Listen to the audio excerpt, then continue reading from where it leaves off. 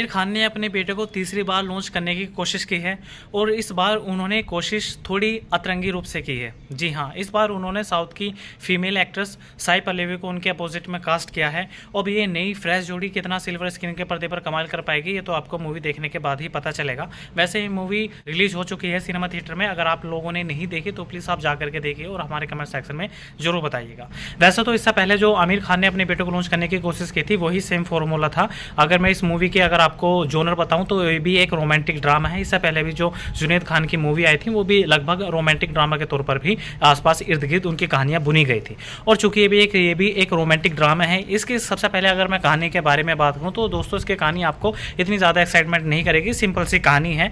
लेकिन हाँ, इसकी सिंपल सी कहानी को इतना ज़्यादा ये फैबुलस हो सकती थी, इसे एक अच्छा स्केल दिया जा सकता था, इसे दर्शकों के बीच में और ज़्यादा काफ़ी पॉपुलर किया जा सकता था। लेकिन यहाँ पर कुछ सीन उन्होंने अननेसेसरी सिंपल सी कहानी को थोड़ा एक्स्ट्रा ऑर्डिनरी के तौर पर पेश करने की कोशिश की। लेकिन यहाँ पर आमिर खान मार खा जाते हैं, जिस बात का असर यहाँ पर जुनैद खान को भुगतना पड़ेगा। या फिर आप ये कह सकते हैं कि शायद जुनैद खान को और हिट होने के लिए शायद इससे बेहतरीन कहानी की ज़रूरत पड़ेगी, वो जो जाके इनका बॉलीवुड में नैया पार लगा सके, इन्हें बॉलीवुड एक्टर के तौर पर एस्टेब्लिश कर सके।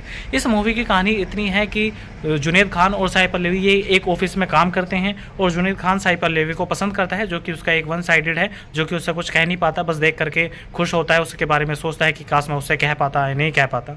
और फिर कुछ टाइम के बाद में जो ऑफिस का ओनर होता है वो एक ट्रिप अनाउंस करता है जापान के लिए, और जहाँ पर ये सारा ऑफिस के जो मेंबर्स होते हैं, एम्प्लॉय होते हैं, वहाँ पर ये चले जाते हैं। वहाँ पर जाने के बाद में साई पल्लवी की एक दिन के लिए याददाश्त खो जाती है और एक दिन का मौका मिलता है, जो कि इसकी एक विश है कि शायद मुझे एक दिन का ही मौका मिल जाए। चूँकि इस मूवी के अगर आपने इस जो अब देखा होगा तो उसके टाइटल में भी एक दिन एक चांस लिखा हुआ देखा होगा, तो वहाँ पर इसे एक दिन मिलता है, वो एक चांस मिलता है सिर्फ एक दिन के लिए। तो उसमें एक दिन एक चांस में ये अपनी बात कह पाता है या नहीं कह पाता, या वो उसे मिल पाती है या नहीं मिल पाती, ये तो मूवी देखने के बाद ही पता चलेगा। कुल मिलाकर के यहाँ पर तारीफ की जा रही थी साई पल्लवी के बारे में। अगर मैं उनके बारे में बात करूँ तो ये कहा जा रहा था कि साई पल्लवी की हिंदी इतनी ज़्यादा अच्छी नहीं है और उन्होंने इतनी ज़्यादा प्रिपरेशन हिंदी को लेकर के नहीं की थी। लेकिन उसके बावजूद भी जब आप हिंदी में डायलॉग बोलते हुए देखोगे साई पल्लवी को, तो उन्होंने ठीक ठाक ही अच्छे खासे डायलॉग बोले हैं, जिसकी वजह से आमिर खान ने इनकी काफ़ी प्रेज भी की है साई पल्लवी की। तो जुनैद खान को यहाँ पर थोड़ा अभी और सब्र करना पड़ेगा और उन्हें और अच्छी बेटर कहानी की तलाश के साथ में आना चाहिए, तो शायद और बेटर होता है कि जहाँ पर बॉलीवुड का इंटरेस्ट यहाँ पर एक्शन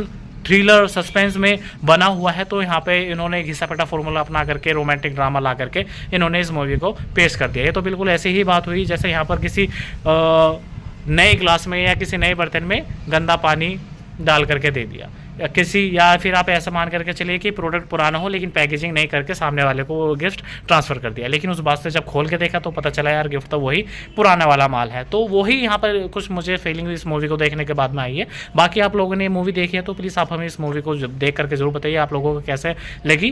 कुल मिलाकर अगर आप मुझसे पूछोगे तो मैं इसे अपनी तरफ से कितने स्टार दूंगा, तो मैं इसे अपनी तरफ से 3 स्टार आउट ऑफ 5, और सिर्फ इतना ही, बाकी के 1 स्टार मैं फालतू साई पल्लवी की वजह से दे रहा हूं। और आप लोगों को क्या लगता है कमेंट बॉक्स में जरूर बताइए, और चैनल को लाइक शेयर और सब्सक्राइब करना ना भूलें। मिलते हैं हम आपसे नेक्स्ट वीडियो में, तब तक के लिए धन्यवाद।